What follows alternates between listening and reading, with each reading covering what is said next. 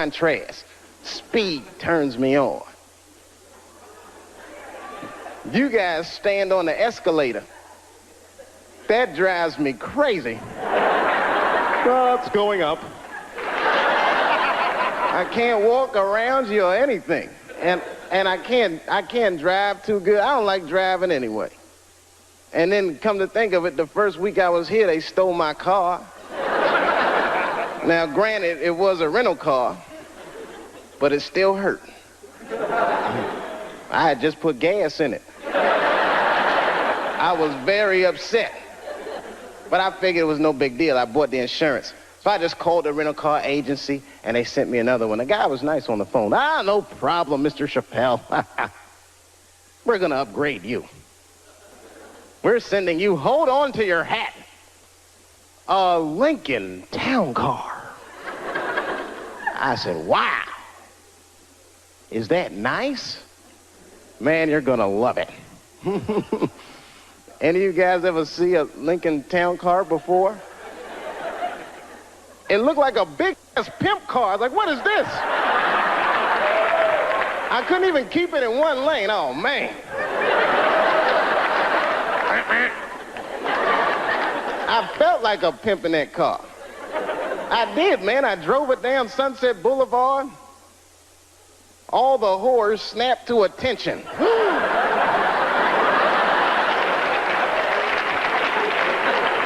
A lot of weird stuff happens here, man. You guys on a roll with your natural disasters and riots and woo! This place is, it really fascinates me. New York is bad, too. I live in New York now. New York's bad.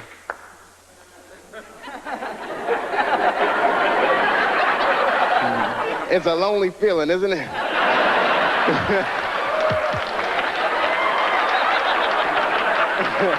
I know how you feel. It's different, isn't it? New York is bad in a different kind of way. It's so dirty, man. The wildlife is dirty. You ever see a New York squirrel?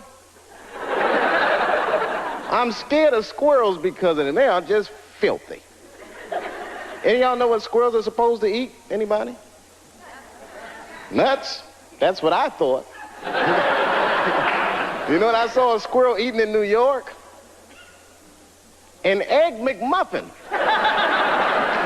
Something is right. Anything they can find. They chew gum, they smoke old cigarettes. They're just foul animals, man. That whole city is crazy. I don't know. You ever notice, I don't know, like I see a couple kids in here. I don't know if you kids read comic books. You notice, though, most of the superheroes live in New York because we desperately need them. But I think New York is rubbing off on superheroes because they're all like very bad role models for children. I don't know if you've ever noticed that or not. Like look at Wonder Woman. You ever just take a good look at her? Look at her clothes. Tacky, tacky, tacky. Big old red hooker boots and blue underwear with stars. What the hell is she dressed for? Look at the weapons they give a woman to fight with. A golden lasso that makes you tell the truth. What is she gonna do with that? Just catch a bad guy. Gotcha! Oh. I wasn't gonna say anything earlier, but this lasso just squeezed the truth right out of me. Terrible thing. And I'm not just picking on the women either. I'm talking about all superheroes. Can't stand superheroes. They're so prejudiced, too. You ever notice how prejudiced superheroes are? They only fight crime for the very rich. Think about it. You will never see Batman in the projects wasting his goddamn time. I can see him now. He's just robbing. Yes, Batman. Didn't we park the car right here, man? What the hell?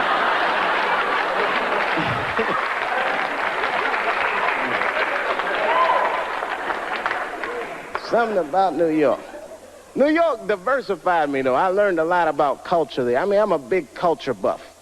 I don't know. I don't want to point anybody. Anyone here in the audience Jewish? Shalom. little something I picked up. Actually, I mean, I like everybody, but I'm gonna have to be honest. Jewish people are my favorite white people. You guys are the only ones that can grow an afro if you really wanted to. I am so impressed by that. I just like the whole thing, man, and you party like black people. You're so similar. I went to a bar mitzvah when I was 13. One of the 3 best parties I've been to in my life. We got down. I walked in there, everyone from school was there. The guy from ZZ Top was on stage. I said, man, this is gonna be good. You know, we walked in the synagogue and they gave us them party hats y'all wear. I got a seat in the front, and my friend Charlie Buckholz, that's the guy who was being bar mitzvah, he walked on stage and that whole place got quiet. He picked up these 2 scrolls, started reading from them. He wasn't really reading, he was almost singing. Baruch atah Adonai. Sounded beautiful. Now, I had never been to a synagogue before, but at a black church, if someone on stage is singing, you're supposed to sing along, whether you know the words or not. I did the best I could.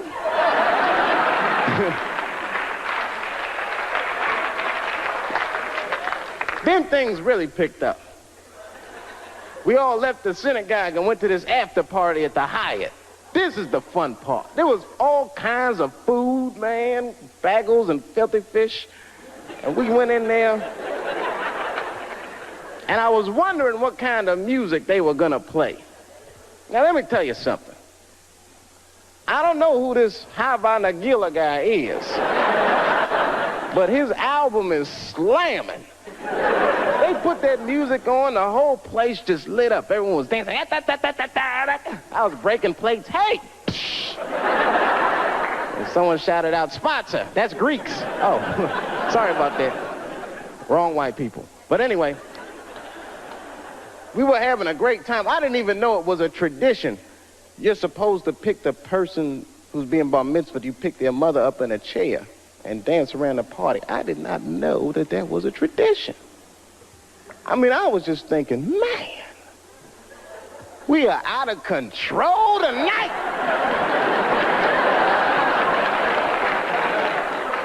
That was fun.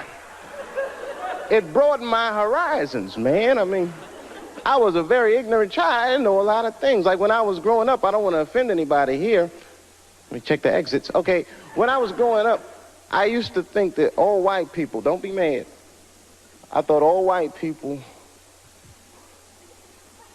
were happy just to be white.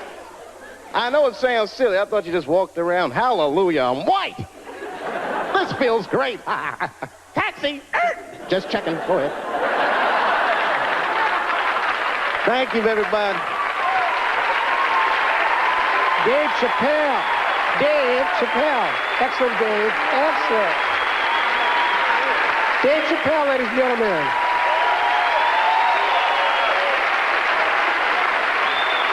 All these movements, not to get deep, all these movements probably started, not even the 60s. All this shit started in 1945. That's when America just fucking lost its mind. It was after that Second World War. Think about it. Because black Americans went off and fought in the war. They went to Europe. They made more money than they ever made in America. They might even got their dick sucked by white women. And then they came back to the United States and they looked around and they said, you know what? I don't like the way I'm being treated around here. But it wasn't just black dudes. At the same time, all the women in America went into the workforce because all the men were gone. That's when you see that old poster in the 40s with that dyke, like, we can do it. That's where that's from. And these women made money, and then the dudes came back home and started telling these women what to do, and they were like, yo, I'm not feeling you, nigga. At the same time, the CIA started experimenting with a drug in San Francisco. Back then, nobody knew about it, called LSD. By 1960, all the white kids in America were like, it works. And a new school of thought was unleashed on the American consciousness. People had never even thought like that before, and now they were thinking like that in mass. White kids in mass were like, fuck our parents' plans for us. By the time 1960 rolled around, the President of the United States was 42 years old. He was the next best hope. And they blew his brains out in Dallas, in fucking parade. That's the most gangster shit. There were 8 major assassinations in the 60s. Kennedy, X, King, Everett. And then, by the 70s, the white youth culture and the Black Panthers and the black youth culture started to merge. And you started to see Timothy Leary meeting Eldridge Cleaver in Africa, not Oakland. And that was the beginning of the 70s, one of the most turbulent decades this nation has ever seen. And I say all that to say this, that in that turbulent historical context, Bill Cosby raped 34 people.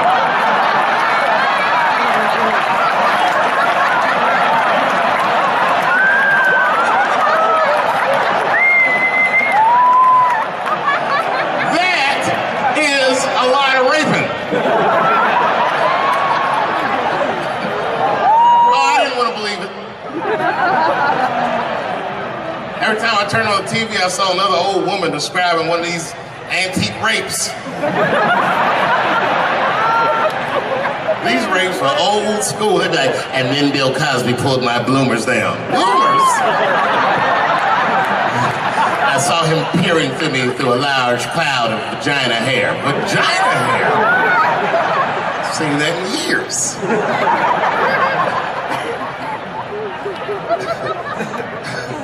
I saw this shit. I said, these people are obviously trying to destroy Dr. Cosby's rich legacy. Right? 34 allegations later, I was still like, man, they probably only raped 13 or 14 of those people. Do all that raping. It's like 50 fucking rapes. And don't forget, each one of these rapes have 8 hours of sleep in them. It's like 1,000 hours of rape. Packed into an otherwise busy schedule. Short corporate rapes, that's what I support.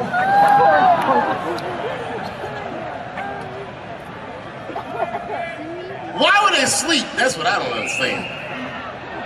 Why Bill Cosby making all these girls sleep? Like, look, man, I'm not even as famous as Bill Cosby was, but I know 20 girls I could call right now and be like, yo, come on to my place for a drink, and I'm gonna put something in it, and you're gonna fall asleep, and I'm gonna fuck you while you're sleeping. And they'd be like, cool, nigga, cool. What time you want me to come over?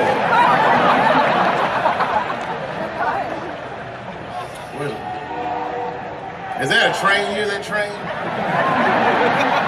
Trains do something to black people. Didn't you feel like running for that train? I've never been in a situation where I needed to. Something about being black, nigga, you just, when you hear a train, we'll see like, I've gotta go.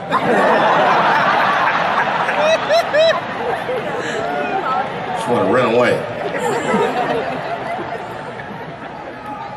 No, man, for real, it's not comfortable like it used to be. I don't know how transgender people beat black people in the discrimination Olympics. If the cops shot this many trannies, you'd be like, it's a goddamn conspiracy. Right.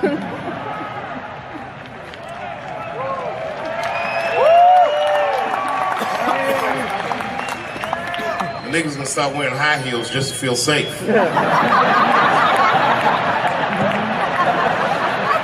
Problem, officer? Was my bag and purse on match? Is there a problem?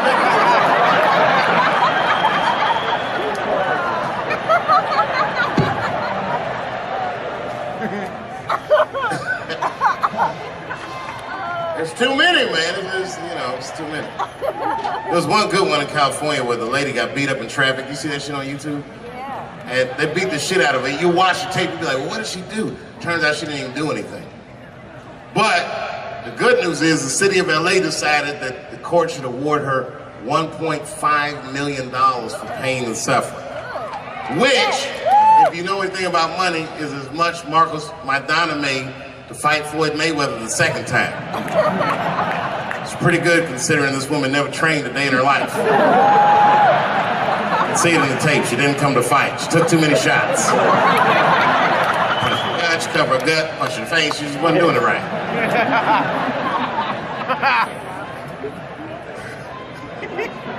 What?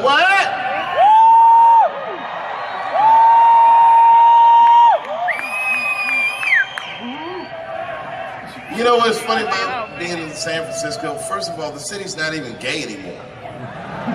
Gay people can't afford to live there. They just visit.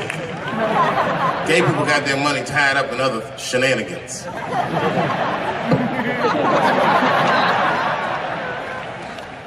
Where you from, bro?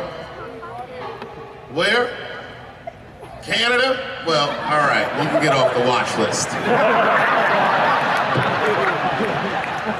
You know, America has a racial hot seat, which belongs to black Americans, but I know you sat in it for a while. I can honestly say Arabs and Mexicans sat in that seat. And we, the black Americans, would like to thank you both for your sacrifice and your struggle. Everybody goes through something, but at least I can leave my backpack someplace. If you leave your backpack, you got 20 minutes to find that shit before they send a robot to blow your luggage up. Don't you remember San Francisco where that motherfucking tiger jumped out of the cage and bit those people up? And San Francisco is so gay, the whole city blamed the tiger. No, they blamed the victims. They didn't even say shit about the tiger. They said these people were teasing that tiger. That's irrelevant. Tigers should not be able to jump out of the cage and kill people at the zoo. They said that that tiger chased one of his victims 400 yards. Listen, you know how fucking fast you have to run to outrun a tiger for 400 yards? They probably woke up in the hospital with an NFL recruiter standing over his bed. You did good, son. You did very good. I know this isn't a good time, but I'm with the Cincinnati Bengals. Complete coincidence. I think we can tie something in and do something really big with you. One of the guys the tiger bit was Mexican, and the other two were Arabs. I said, who trained this tiger? Homeland Security, like everybody? I gave that tiger some beans. You smell those beans? You can smell that. Go get them. There's some curry.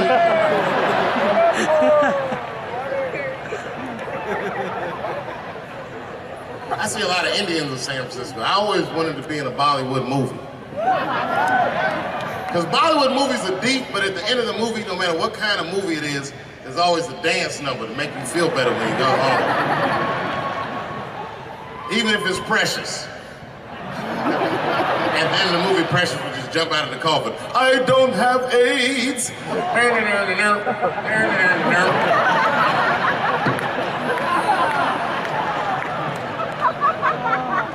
You ever see Precious? Boy, that was a sad movie. Yeah, that was tough. If you haven't seen it, you know all the statistics of living in urban life in America. But if you could picture all those statistics happening to one person for 90 minutes, that was Precious. Life through the book of that fat bitch. And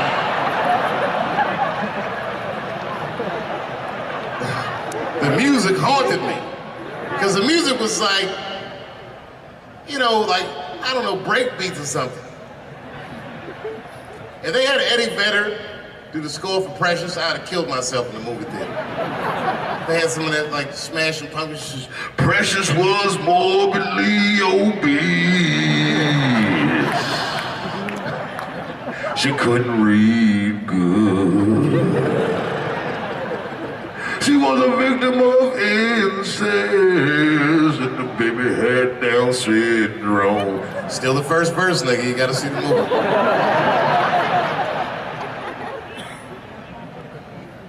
She caught AIDS at the end. She might have had it the whole movie, but at the end she found out.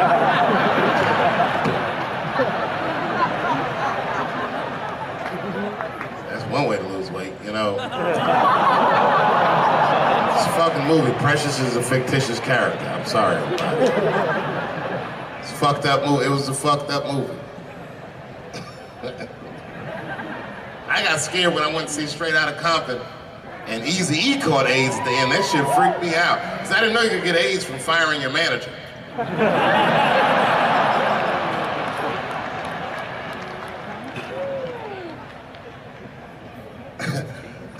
You didn't see Straight Outta Compton?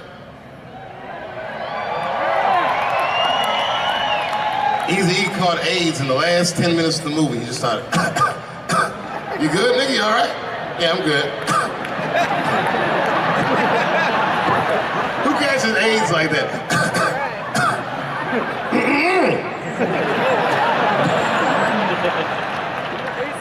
AIDS does not sound like that. It's a racking cough. And AIDS weird that a disease came out of nowhere in the 80s that doesn't kill anybody but niggas, fags, and junkies? What kind of disease hates everybody that old white people hate? I think the government hid that shit in disco balls. Only fun people get AIDS. You never see that guy. I think I'm gonna stay home and read a book. And like an nigga say, I think I'm gonna just go stay home and cook for myself. Yeah, all right.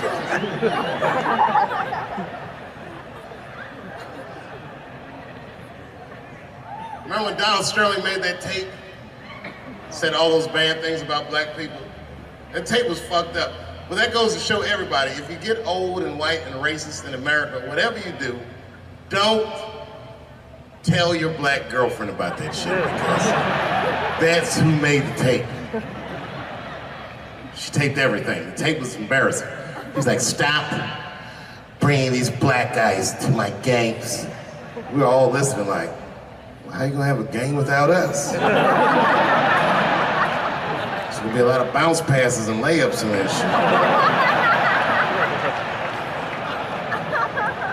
And then it turned out the black guy he was speaking of was none other than Magic Johnson, NBA legend, and billionaire. Unfucking believable. Didn't even mention the fact that he had AIDS, which is the first thing I would say to my girlfriend. This guy must be very racist if AIDS is the footnote.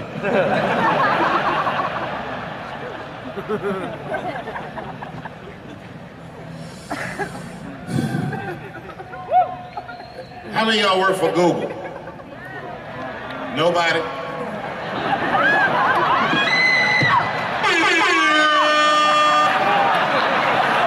Thanks, Fuse. That air horn always pushes the joke through. You ever do something regular, but if you do it with the air horn, it sounds better. Like once I pulled my dick out at a New Year's Eve party. Real traumatic experience. I'd been drinking. It's really fucked up. I had to make all new friends. I did it on the 10 count. The motherfuckers was like, 6, 5. And I was saying to myself, what if I pulled my dick out?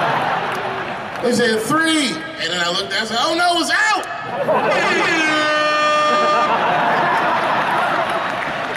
That air horn pushed me over the top. I pulled that shit out. I was like, oh!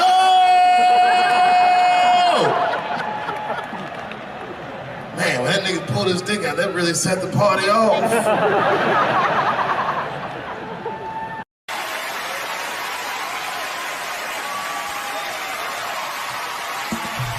Ladies and gentlemen, Dave Chappelle.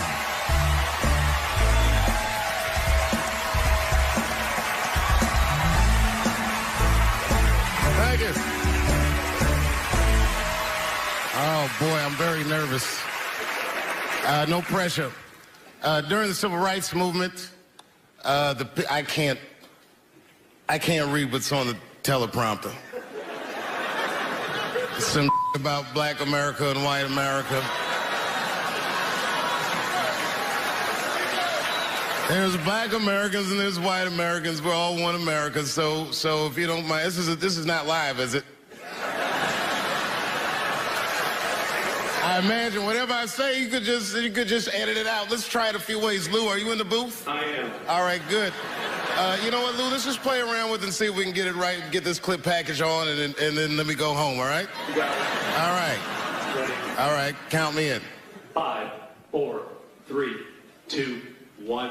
Wu-Tang. I'm just with you, Lou. Let's do it again. We're going to do it again. We'll get it right. Here we go, Dave. 5, 4, 3, 2. You know, when I was a comedian starting out in Washington, D.C., right here in this city, 1988, I'll never forget this. It was a comedy club owner that banned profanity from his comedy club. He said it offended his audience, and this was a cause of major concern for all the comedians in the circuit. And we all called a meeting, and we had the owners come, and it was the club owners, and it was the comedians. It was the classic labor dispute. The club owners laid out their case. There cannot be profanity in these clubs because that offends people. And there's a comedian who's still a good friend of mine to this day. He lives right here in Washington, D.C. He stood up and he said, he's black, I should tell you because it's important to the story. He says, I use profanity because I live a profane lifestyle. He says, I don't have an insect infestation in my house. I have roaches.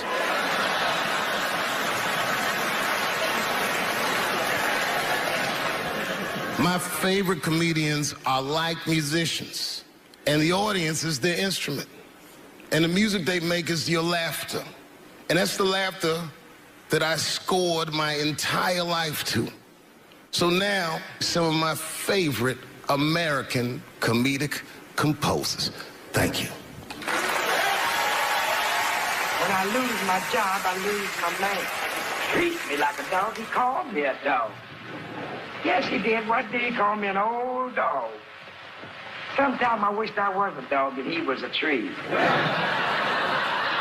When you stop and think, football's a fair sport for my people. Only sport in the world a Negro can chase a white man and 40,000 people stand up and cheer him. See, in my neighborhood, the kids have a kind of a dubious reaction to that whole Santa Claus concept. They just don't believe that a white man will ride a reindeer through Harlem after midnight. In truth, white friend, it's you that all look alike. But look at the black people around you. We're all different colors. Black walnut, burnt almond, chocolate mocha, pecan, vanilla, yellow, mellow, light, bright, and damn near white. We come from the first people on the earth. You know, the first people on the earth were black people. We the first people had thought, right? We was the first one to say, where am I? And how do you get to Detroit? I think maybe like 30 years ago, there was a woman that wanted to sing, and a black lady that sang opera that wanted to sing. What was her name? Mary Anderson. And this place was like segregated, and they couldn't sing here. And here we are, like not even 50 years later, a 22-year-old black man on stage getting paid to hold his. God bless America. I gotta go now. Y'all take it easy. Bye-bye.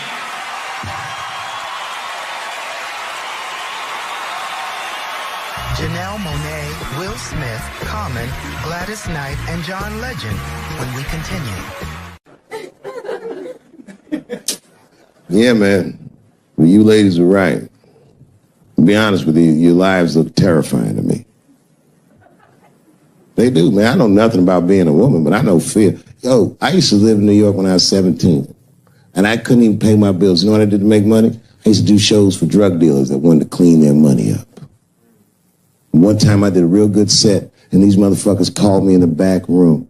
They gave me $25,000 in cash. It's probably 18, 19 years old. I'm scared. I thanked them profusely. I put that money in my backpack. I jumped on the subway and started heading towards Brooklyn at 1 o'clock in the morning. Never been that terrified in my life. Because I never in my life had something that somebody else would want. I thought to myself, Jesus Christ, if motherfuckers knew how much money I had in this backpack, they'd kill me for it. And then I thought, holy shit. What if I had a pussy on me all the time?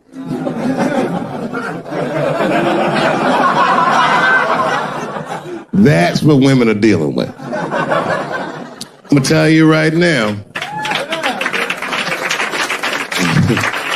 It's real talk. If them same drug dealers gave me a pussy and said, put this in your backpack and take it to Brooklyn, I'd be like, nigga, I can't accept this.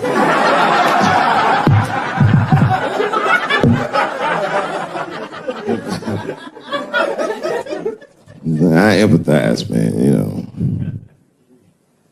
Everybody gets mad because I say these jokes. But you understand that this is the best time to say them. More now than ever. And I know there's some comedians in the back. Motherfucker, you have a responsibility to speak recklessly. Otherwise... New York Times said that Louis C.K. jizzed on his own stomach. You know, I've busted a lot of nuts in my day. None of them were newsworthy. Shit was really gross, because they didn't just say it like I said it. They didn't just say jizz on the stomach. They said it in that fucking Pulitzer Prize winning style that the New York Times has. It was very descriptive, like, you know what I mean? Louis C.K.'s semen shot out like a volcano of misogyny, slowly drizzling down like lava, covering his freckled penis as it slowly dripped to a fiery crown of red hair.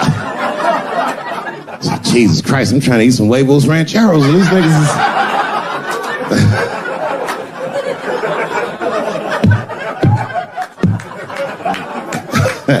And you know, the tough part, being a comedian, knowing the motherfuckers, everybody comes up to me like, did you know?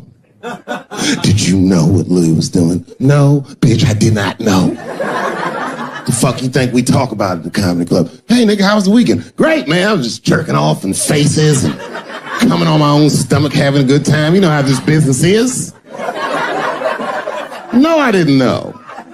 They act like we sit around like Grease. Tell me more, tell me more. Then she put up a fight. Dun, dun, dun, dun, dun, dun, dun, dun, dun, dun. Sorry, I don't know the choreography, but you get the point. You get the point. She was intense. But Louis was like the turning point. I mean, you know, all these allegations are terrible. Louis was the only... I shouldn't say this, but fuck it. His allegation was the only one that made me, like, laugh. Well, if you think about it...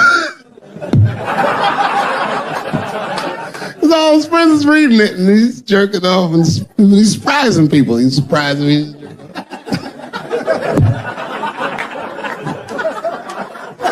I just picture all the comics in comedy just reading it like, what?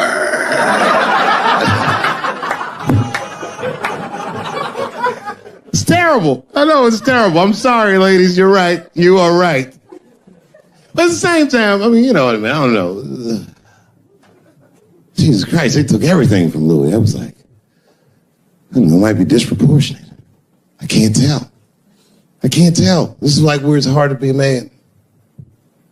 One lady said, Louis C.K. masturbating in front of me ruined my comedy dreams. Word?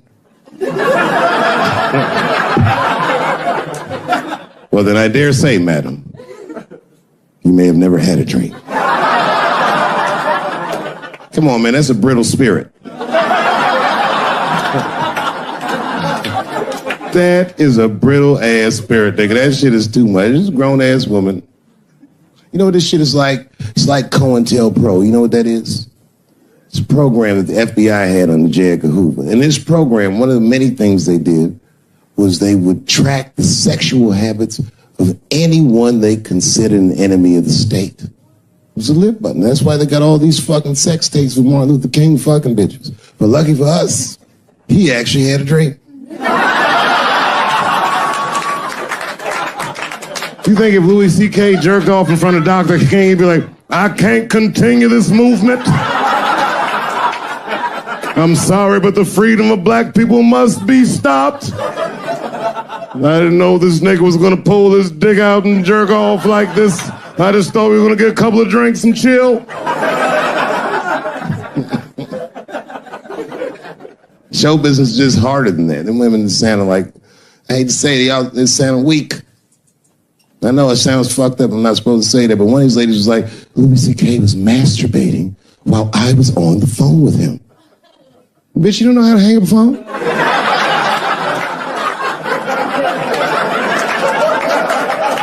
How the fuck are you going to survive in show business? Thank you very much for being here. But before I start tonight, I just wanted to read a brief statement that I prepared. I denounce anti-Semitism in all its forms. And I stand with my friends in the Jewish community.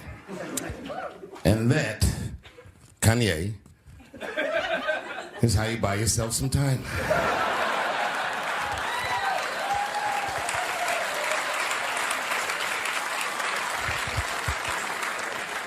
I gotta tell you guys, I've probably been doing this 35 years now. And early in my career, I learned that there are two words in the English language that you should never say together in sequence. And those words are the and Jews. I've never heard someone do good after they said that.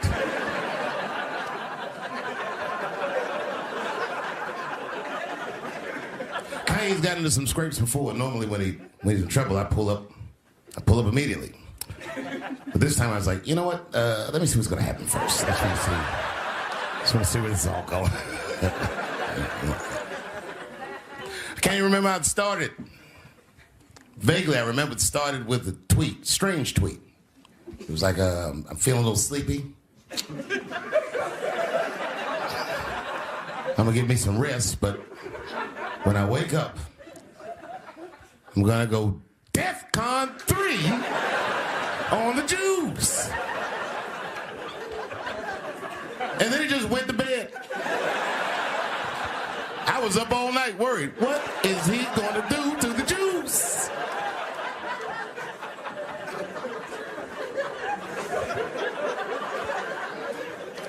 I grew up around Jewish people. I have a lot of Jewish friends. So I'm not freaked out by your culture. I know a little bit about it just from hanging around. I'd be like, yo, let's go out at school tomorrow. They'd be like, we can't go out. It's Shana Na tomorrow. I'd be like, where? What is Shana Na? I had so many questions. Why do some of your people dress like Run DMC?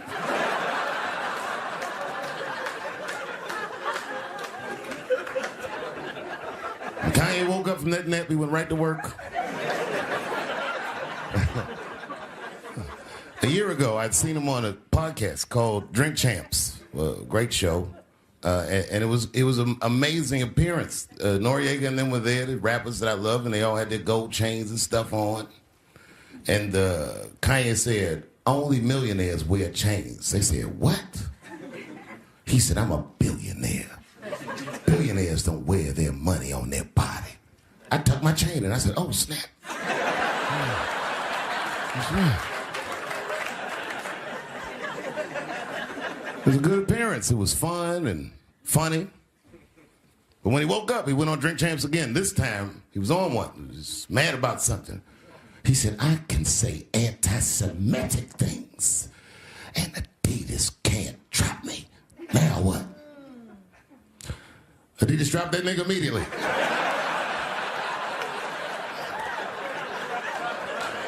Ironically, Adidas was founded by Nazis. And they were offended. I guess the student had surpassed the teacher.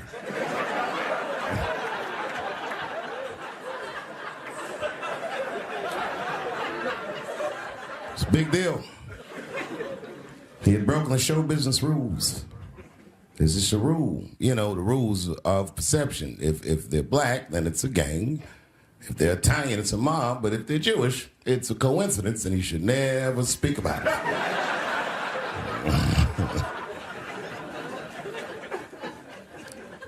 Kanye got in so much trouble, Kyrie got in trouble.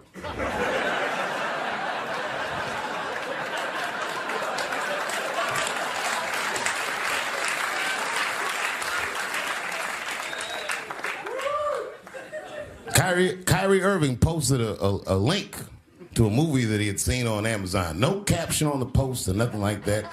But apparently this movie had some, I don't know, anti-Semitic tropes or something. And it was some weird title like From Hebrew to Negro or something. And the NBA told me he should apologize, and he was slow to apologize. And then the list of demands to get back in their good graces got longer and longer, and this is where, you know, I draw the line.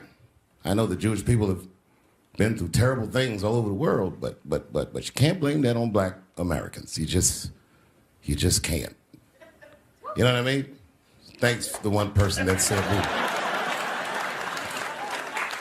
A fair punishment would be he should just post a link to Schindler's List and y'all write your own captions.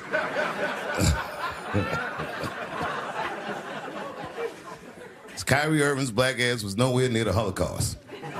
In fact, he's not even certain it existed.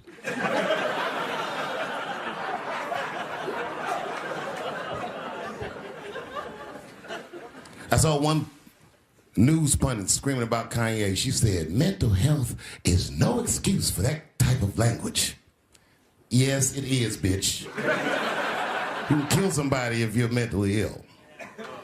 Listen, okay, I don't think Kanye is crazy at all. I think he's possibly not well.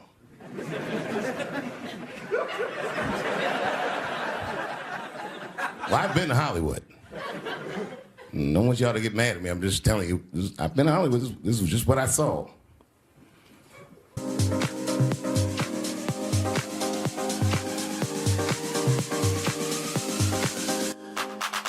Whatever you do, don't fall for me. Don't put your trust in me. Don't even lie for me. I want you, honey. I don't get you. It's a lot of Jews. Like a lot. But that didn't mean anything. You know what I mean? There's a lot of black people in Ferguson, Missouri. Doesn't mean we run the place.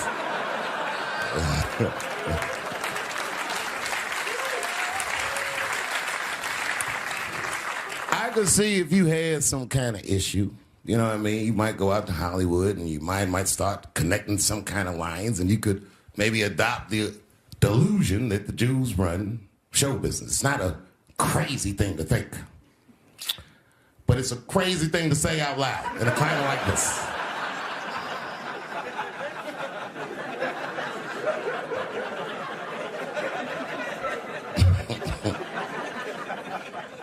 Now the midterms are over, and it's crazy climate. And I got to tell you, I feel like this midterm, like all of humanity depends on it.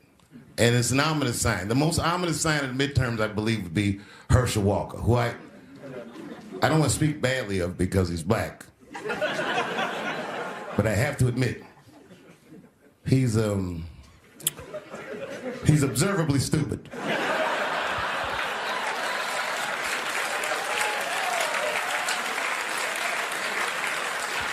Even when he's not talking, his mouth be open a little bit like.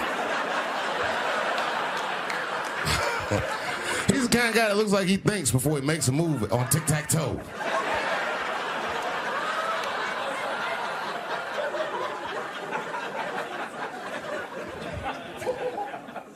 And I'm watching the news now, they're declaring the end of the Trump era. Now, okay, I can see how in New York you might believe this is the end of his era. I'm just being honest with you. I live in Ohio amongst the poor whites. A lot of you don't understand why Trump was so popular, but I get it, because I hear it every day. He's very loved. And the reason he's loved is because people in Ohio have never seen somebody like him. He's what I call an honest liar. Well, I'm not joking right now. He's an honest liar. That first debate, I'd never seen anything like it. I've never seen a white male billionaire screaming at the top of his lungs, "This whole system is rigged," he said. And across the stage was a white woman, Hillary Clinton and Barack Obama, sitting over there looking at him like, "No, it's not." I said, "Now, wait a minute, bro. It's what he said." And the moderator said, "Well, Mr. Trump, if in fact the system is rigged, as you suggest, what would be your evidence?" You remember what he said, bro? He said, "I know the system is rigged I use it. I said, God damn.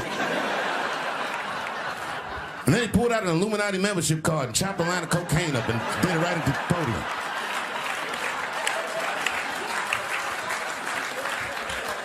No one had ever heard someone say something that true. And then Hillary Clinton tried to punch him in the taxes. She said, this man doesn't pay his taxes. He shot right back. That makes me smart. Celebrity hunting season. Doesn't matter what I say, they're gonna get everybody eventually. Like, look, I don't think I did anything wrong, but we'll see.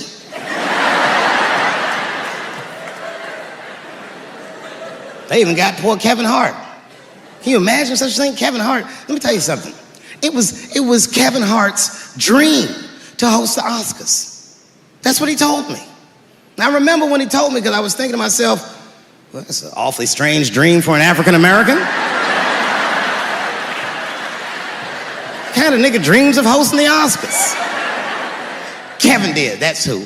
And he did it. Against all the odds, Kevin became the most famous comedian this world has ever seen, and he got the job that only one black man before him had had. He was gonna host the 80th Oscars. And I don't know what you know about Kevin, but I know Kevin Hart is damn near perfect. As close to perfect as anybody I've ever seen. In fact, Kevin is precisely 4 tweets shy of being perfect. 10 years ago, Kevin had made some very homophobic comments. And I'm not gonna repeat what he said, because this is Atlanta.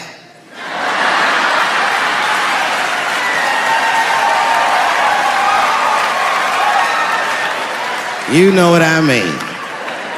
I'm sure there's a lot of gay men here tonight with their wives.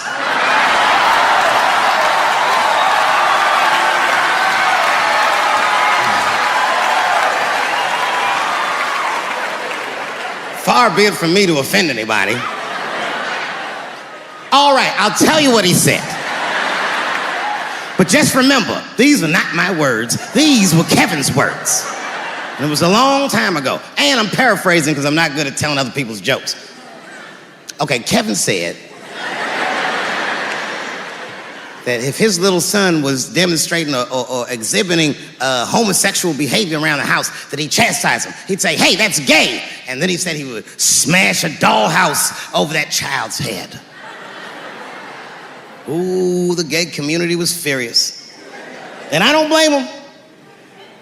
I got a lot of gay friends. And all of them, 100% of them, all have told me fucking horror stories about the shit they had to go through just to be themselves. Crazy, crazy stories. And in all those stories, I gotta say, not one of them has ever mentioned anything like their father smashing a fucking dollhouse over their head. Because clearly Kevin was joking.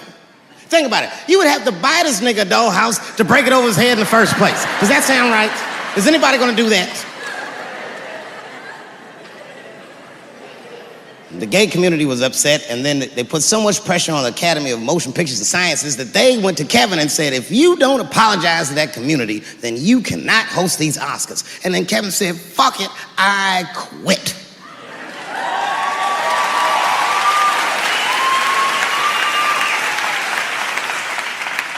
And then he went on every talk show in America and apologized for 6 weeks.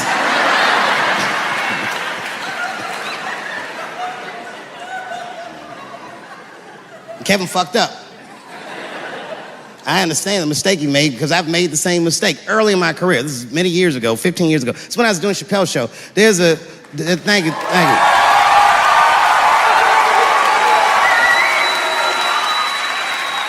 On network television, they have a department that's called Standards and Practices. This is the department that tells you what you can and cannot say on television. And if you're doing your job well, you should never hear from them. But if you're making a Chappelle show, you'll hear from these motherfuckers all the time.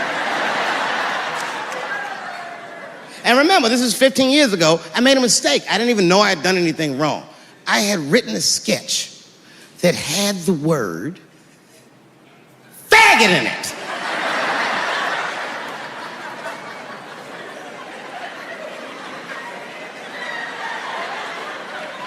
So I had to go to standards and practices. They call me up. I don't know why they're calling me, but I like the lady that runs the department. She's usually really fair and was one of my favorite people I've ever worked with. So she sits me down. We have a nice conversation. She tells me, oh, the sketches are great. I go, oh, fantastic. Well, then why am I here? She said, because, David, there's no way that you can ever say the word faggot on our network. I didn't know I did anything wrong. I didn't try to defend myself. I said, all right, fuck it, I'll take it out. Have a good afternoon. And as I was leaving, it occurred to me, hey, Renee, quick question.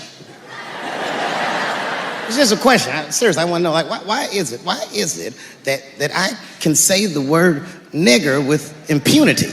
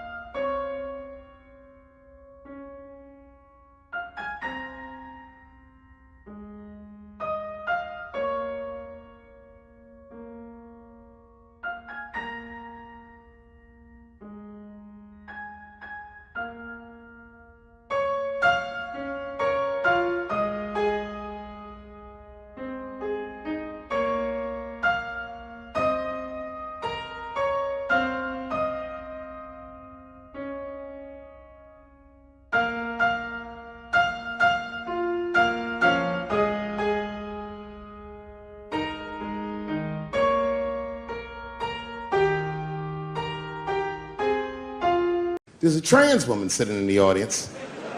This is a true story. This was like a few weeks ago. I did 6 shows that weekend. This trans woman came to 4 of them. Calls herself Daphne. Man, this chick Daphne was in there cracking the fuck up at everything I said about everybody. It was amazing. She was laughing, and it was fun to watch her laugh. You could tell she was letting go of something that was heavy, and she'd throw her head back, and she'd smile with all her teeth. She was having a great time. And the more fun she had, I felt bad, because I knew I had some trans jokes to unload. And I thought to myself, maybe I shouldn't say these jokes, because I don't want to, like, fuck her evening up. She's having so much fun. But then I thought to myself, well, if I can't say it in front of her, should I say this shit at all? So I let her rip. To my surprise, Daphne laughed harder at the trans jokes than anybody in the room. In fact, everybody in the room would look at her to make sure it was okay. And I got off stage, I was in the dressing room, I was like, man, this is a fucking weird show. I'm sitting in the dressing room by myself just trying to figure out, like, what the fuck just happened out there? Like, why is it that this one woman can't take any of these jokes and Daphne can take all of these jokes? So weird. And then I realized, Daphne used to be a man.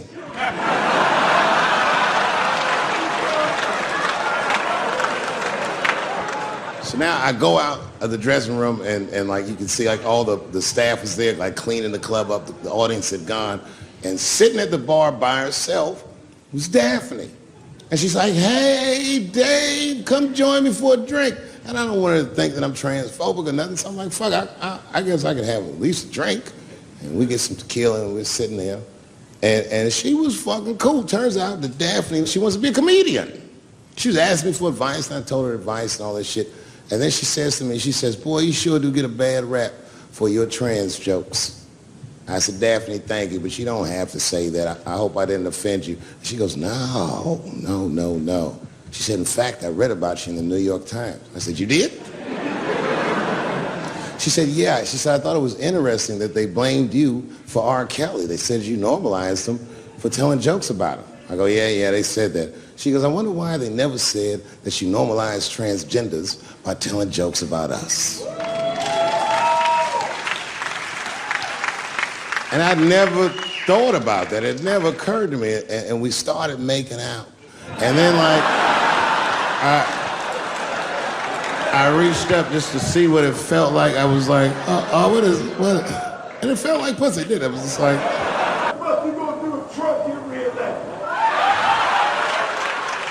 what am I going to do if Trump gets reelected? Probably get a significant tax break.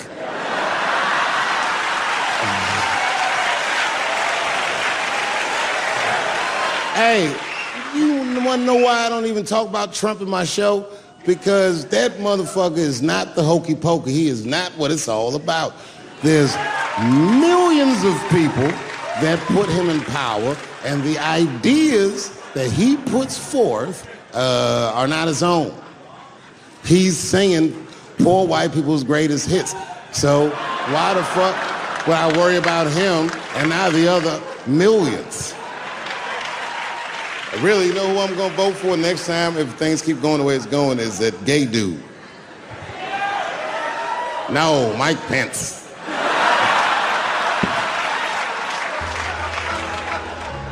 Now this is the same club, the Punchline. This is 15 years ago, and I had just gotten back from my infamous South Africa trip. And I came to the Punchline just to cheer myself up. It's a safe place where I could tell some jokes. And I find out that this comedian I know, Chris Tucker, who's in all those Rush Hour movies, I find out that Chris is in San Francisco too at some charity event. So I call him, I'm like, yo, I just saw you at some charity event. I said, I'm doing a show at the Punchline. Why don't you come by the club after your event? He's like, cool, Dave. I thought she was dead, nigga. I'll come by.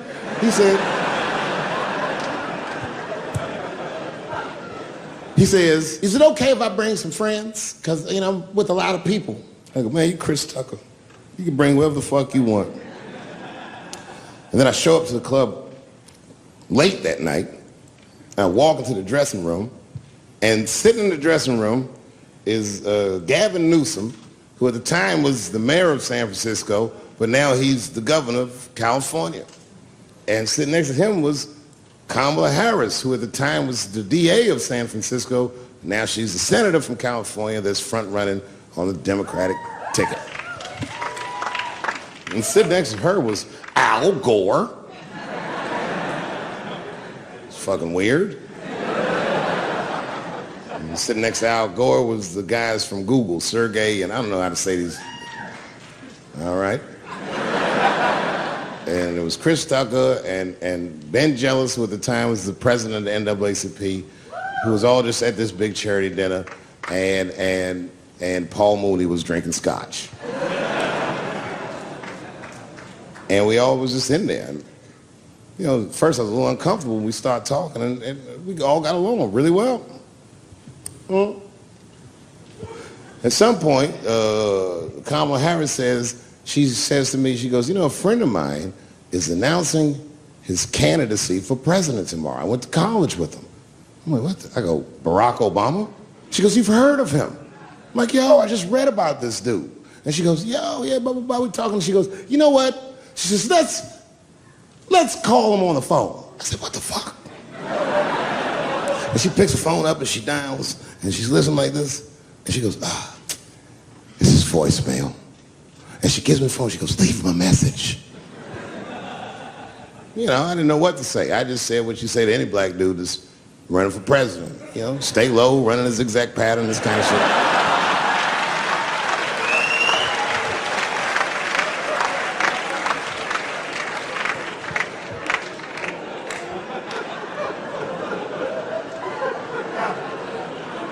And then the last thing I say is, you know what? I said, sir, I really do believe you can do this. Like, man, I'm wishing you luck. Now, next day I wake up and go for coffee at a place called the Embarcadero. It's like an eatery by the sea in San Francisco. And I'm walking to the coffee shop and there's a police line and I can't cross the tape. But then I figure, fuck it, I'm Dave Chappelle, so I go into the thing like this. And the police yoke me. These motherfuckers like tackle me immediately. And I see over the police's shoulder Gavin Newsom. I couldn't remember his name, but I remember the night before I had kept teasing him and saying he looked like Christian Bale, the guy from the Batman movies. So I see him and I can't remember the name, so I'm just like, Batman, help!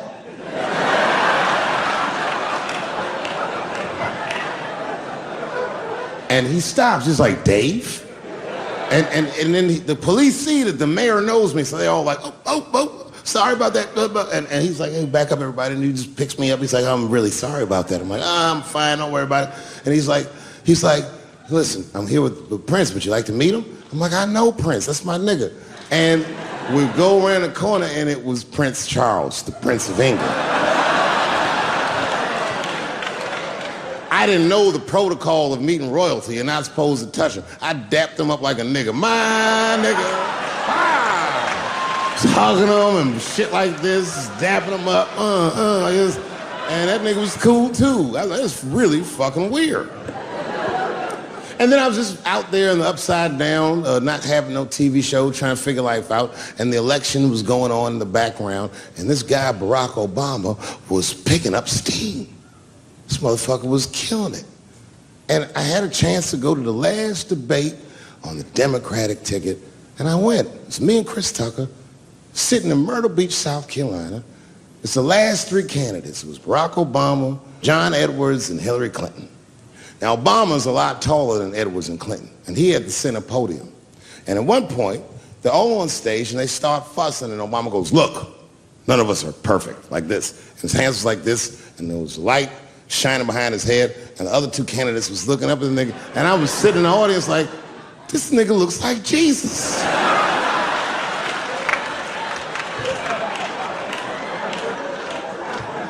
And I realized in that moment that I was looking at the next president of the United States. I was certain of it. I couldn't explain it, but I knew what I was seeing. And I got really excited. And I'm not that kind of guy. I said, I gotta meet this motherfucker. So I stayed.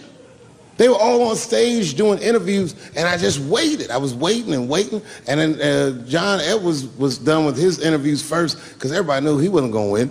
And I see John Edwards, and I said, hey, Senator Edwards, I just want to say hi. And that motherfucker looked at me like, I'm like, fuck you, nigga, you gonna lose anyway. And then he left, and then Hillary Clinton just walked by me in one of them Steve Harvey suits.